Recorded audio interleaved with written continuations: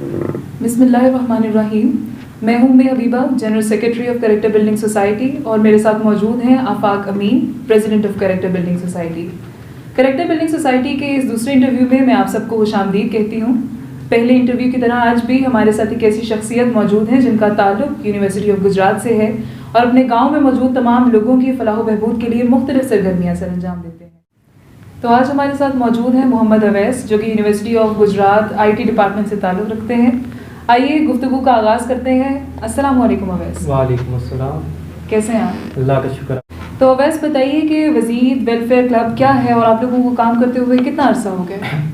देखिए, बेसिकली वज़ीद हमारे गांव का नाम है और इसी नाम से हमने अपनी सोसाइटी का भी नाम रखा है।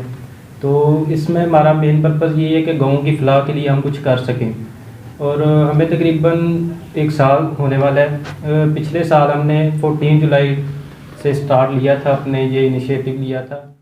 अच्छा जनाब सदर, वज़ीद वेलफेयर क्लब के मतलब तो वैसे भी मैं उस सोसाइटी का मेंबर हूँ, मुझे तो इस सोसाइटी के मतलब सारा पता है, लेकिन अपने नाजरीन के लिए मैं आपसे पूछना चाहूँगा कि आपके दिल में कब ख्याल आया कि आपको इस सोसाइटी को कायम करना चाहिए, अपनी टीम को एक ऑर्गेनाइजेशन की शक्ल देनी चाहिए?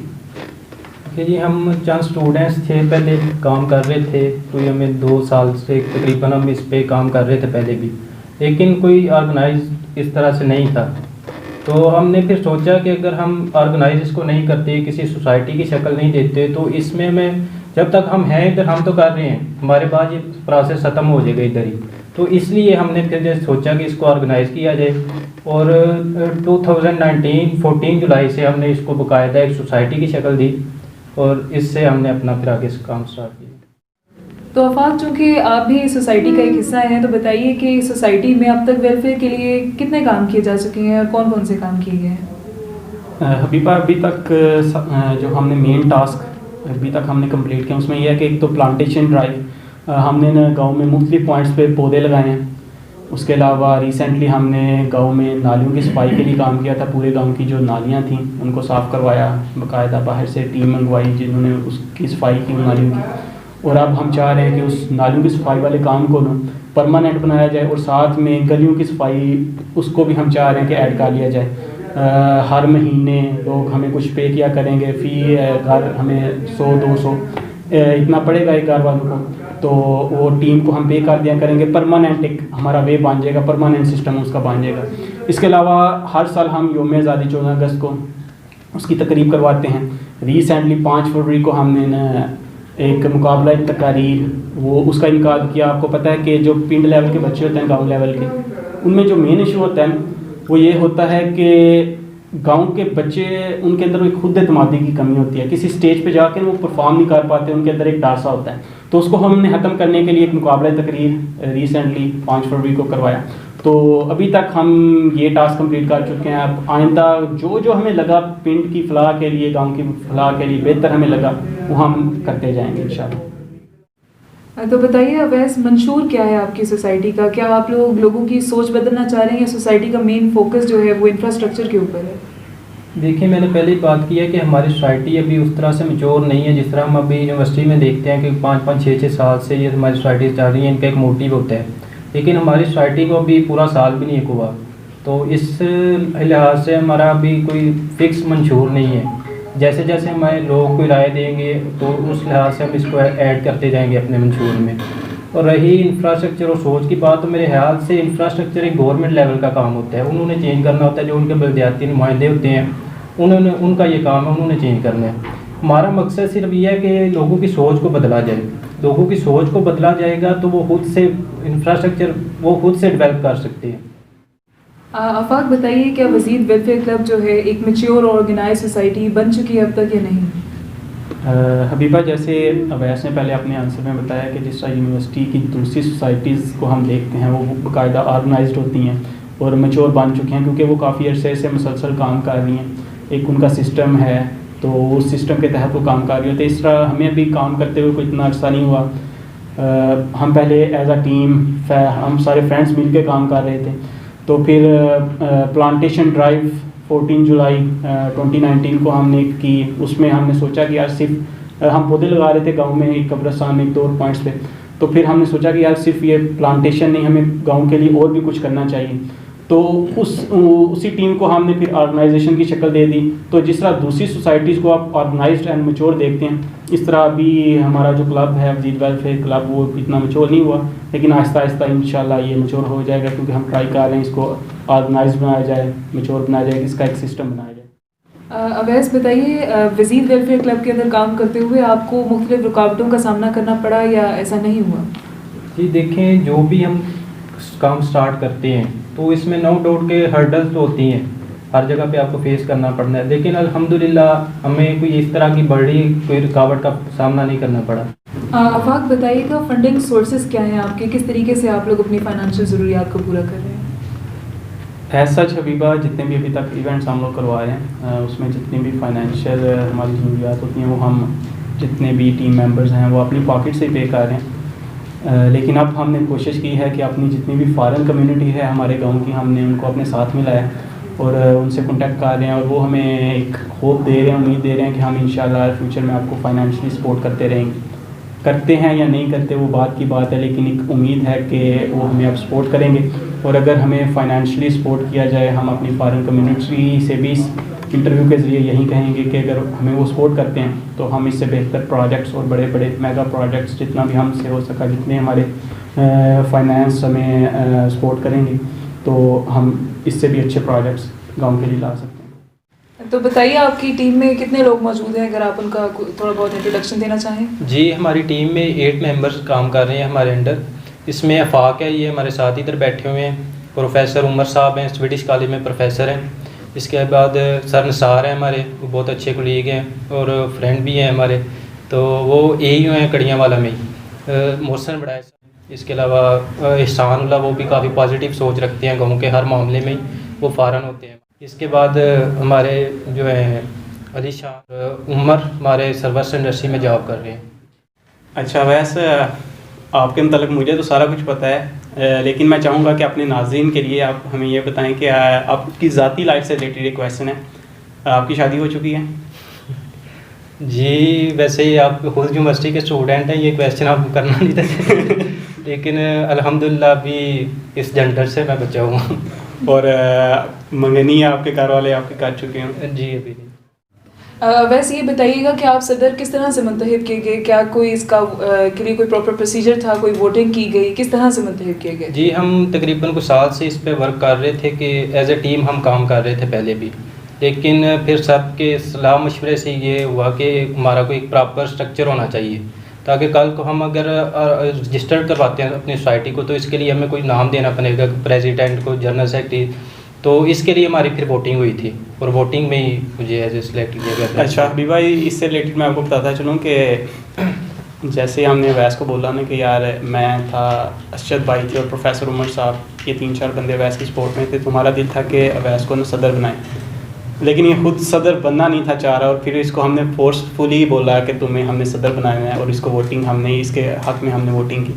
तो पहले ये बनने के लिए रजामंद नहीं था, और फिर इसको समझे कि फोर्सफुली हमने सदर बनाया, और अब ये हमारी सोसाइटी के सदर। तो आफाक, पहले आपकी बातों से पता चला कि फॉरेन कम्युनिटी जो है वो आप लोगों की सोसाइटी को फाइनेंशियली सपोर्ट करेगी, तो ऑडिट का क्या तरीकाकार रखा है आप लोगों ने? ऑडिट का हबीबा हमने ये भी रखा है क्योंकि जो हमारे गांव की फॉरेन कम्युनिटी है वो हमें सपोर्ट करेगी, उनके फंड्स हम तक पहुंचेंगे, तो हम ऐसा चाह रहे हैं कि जो ट्रस्ट है हमारे ऊपर हमारी फॉरेन कम्युनिटी का वो कायम रहे। तो उसका ऑडिट का भी हमने ये रखा है कि जैसे ही कोई फ़ंड हमें भेजेगा कोई बंदा फ़ॉरेन से हमें, तो हर बंदे को पता होगा कि हमारे पास इतना बजट पड़ा हुआ है, बाहर से फ़ंड आएगा, वो हम सोशल मीडिया पे हमने पेजेस भी बनाए हुए हैं, व्हाट्सएप पे ग्रुप बनाया, तो हमारी जो सोशल मीडिया टीम है वो बताएगी हर बंदे को कि सोशल मीडिया पे कि इतना फ़ंड आया, पहले इतना बजट था, उसको ऐड करके बता दिया जाएगा कि अब इतना हो गया। कहीं फ़ंड यूटिलाइज़ होते हैं, बजट यूटिलाइज़ होता है, तो उसके बाद भी बताया जाएगा कि इस काम के लिए इतने पैसे लगे हैं, पहले इतना बजट था, वो माइनस करके बता दिया जाएगा कि अब इतना रह गया। ट्रस्ट इंशाल्लाह लोगों का हम वो अपने ऊपर कायम रखेंगे, और हर बंदे को पता होगा हमारे फाइनेंसिस के मतलब टोटल शफाफ मेथड होगा। आप दोनों ये बताइए कि इन सोसाइटीज़ में काम करने की वजह से आप लोगों के CGPA और ग्रेड्स पर कोई इफेक्ट आया हो? अपना मैं बताऊं तो ऐसा कोई खास इफेक्ट नहीं आया, मैं सोसाइटीज़ में आने से पहले भी एक एवरेज स्टूडेंट था और सोसाइटीज़ में आने के बाद भी एवरेज हूँ। पहले भी मेरा CGPA 3 ही था और अब भी 3 ही है। तो वैसे आप पूछ लें कि उसके ग्रेड्स पे कोई इफ़ेक्ट पड़ा है या नहीं। जी बताइए। ऑब्वियसली फ़र्क पड़ता है इससे, क्योंकि काम होता है, इधर भी स्टडी का भी होता है, तो मैनेज करना पड़ता है इसको। तो बस एवरेज है हमारा। अपनी हॉबीज़ के मतलब आप लोग कुछ बताइए। ज़्यादातर टाइम तो मेरा इंटरनेट सर्फिंग में सर्फ होता है और इसके अलावा जो मेरी फेवरेट गेम है वो है क्रिकेट और अवैस। जी, जैसे आपको पता है कि सारा टाइम इधर ही स्पेंड हो जाता है। हमारे बच्चे सुबह 6 आते हैं, शाम को 6 वापस जाना होता है, तो फारूक टाइम में थोड़ा बहुत बैडमिंटन वगैरह खेल लेते हैं। तो बताइए कि किसी भी मुकाम तक पहुंचने के लिए, जैसा कि कहा जाता है कि हर इंसान को अपनी फैमिली के सपोर्ट की बहुत ज़्यादा ज़रूरत होती है, तो आप बताइए कि आप लोगों को अपनी फैमिली की किस हद तक सपोर्ट जो है इस मामले में आप लोगों के लिए मौजूद है? जी देखें, बिल्कुल फैमिली की सपोर्ट के बगैर कुछ भी नहीं किया जा सकता। और अल्हम्दुलिल्लाह मेरे फादर हैं, वो इस मामले में बड़ा मुझे इनकरेज करते हैं। बल्कि वो खुद ही कहते हैं कि यार तुम ये काम करो, जो नौजवान हो, पढ़े लिखे हो सारे लड़के, तो आप ये काम करें। तो अल्हम्दुलिल्लाह उनकी काफ़ी सपोर्ट है मुझे। अच्छा हबीबा, अवैस के वालिद के मतलब मैं आपको थोड़ा सा बताता चलूँ। वो मेरे भी ना आइडियल हैं। सूफ़ी नवाज साहब कहूँ कि ऐसे दो तीन शख्सियात हैं जो मेरी आइडियल हैं, जिनको मैं एज़ अ रोल मॉडल बचपन से देखता आ रहा हूँ। तो काफ़ी वो सोशल हैं और काफ़ी पॉजिटिव सोच है। तो जैसे वैस ने बताया, शुरू से ही वो इसे भी सपोर्ट कर रहे हैं, हमें भी हर मामले में जो भी वेलफेयर का काम हम करने निकलें तो हमें सपोर्ट करते हैं और हमेशा पॉजिटिव रिस्पांस सूफ़ी नवाज साहब की तरफ से हमें देखने को मिलता है। एट दी एंड ये बताइए कि वो तमाम लोग जो कि सोसाइटी में मुख्तलिफ़ तरीके से कंट्रीब्यूट करना चाह रहे हैं, लेकिन मुख्तलिफ़ तरह के हर्डल्स उनको फेस करना पड़ते हैं, तो उनके लिए आपका क्या पैगाम है? उन लोगों को मैं यही बोलूँगा कि हर्डल्स जो हैं, ये मुश्किलात, it's a part of life, ये ज़िंदगी का हिस्सा होती हैं। एक इंसान को कामयाब उसने ज़िंदगी में जो कामयाबियाँ समेटी होती हैं वो नहीं बनाती। उसने जो अपनी ज़िंदगी में नाकामियों और मुश्किलात का सामना किया होता है वो किसी इंसान को कामयाब बनाती हैं। तो it's a part of life. इनको फेस करना भी आपकी शख्सियत को कुछ बनाता है। आप किसी मुश्किल को फेस करते हो, कोई हर्डल आपके सामने आती है, आप उसको अबूर कर लेते हो, तो उसके बाद जो आपको सीख मिलती है वो आपको किसी मुकाम तक पहुँचा देती है। भट्टी है ना, जो मिट्टी को आप भट्टी में डालते हो, उसके बाद वो ईंट बनती है। तो जब तक मिट्टी उस भट्टी की गरमाइश को फील नहीं कर लेती, तब तक वो ईंट नहीं बन सकती। तो यही मेरा मैसेज है मुझे।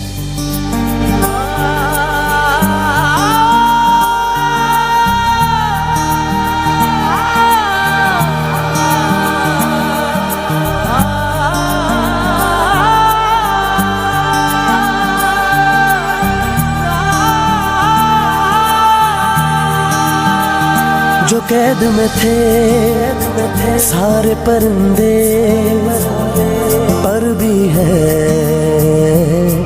ये भूल गए थे जो चुकते थे उन कांधों पे सर भी है ये भूल गए थे। एक घोंसला कैसे बनता है, एक तिनका देख के याद आया, पहले सोच आई, घर तो फिर सोच के बाद आया, एक सोच पे है मीनार बना, एक सोच पे है मीनार बना, वो सोच संभाल भी सकते हैं। सब अपने नजरिए पास रखो, हम अपना नजरिया रखते हैं। सब अपने नजरिए पास रखो, हम अपना नजरिया रखते हैं। अपने नजरिए पास रखो, अपने नजरिए पास रखो, हम अपना नजरिया रखते हैं।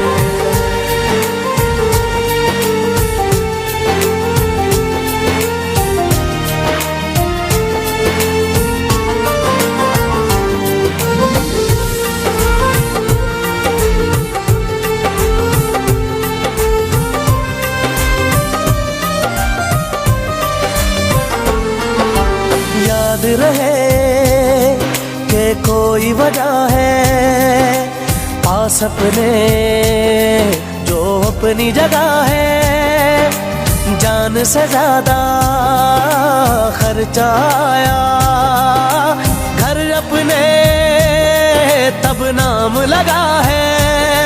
रस्ते पर दिल जब आया हो, मंजिल तक भागना होता है। घर जागना हो उससे पहले एक हौसला जागना होता है। एक सोच पे है मीनार बना, एक सोच पे है मीनार बना, वो सोच संभाल भी सकते हैं। सब अपने नजरिए पास रखो, हम अपना नजरिया रखते हैं। सब अपने नजरिए पास रखो, हम अपना नजरिया रखते हैं। अपने नजरिए पास रखो, हम अपना नजरिया रखते हैं। अपने नजरिए पास रखो, हम अपना नजरिया रखते हैं।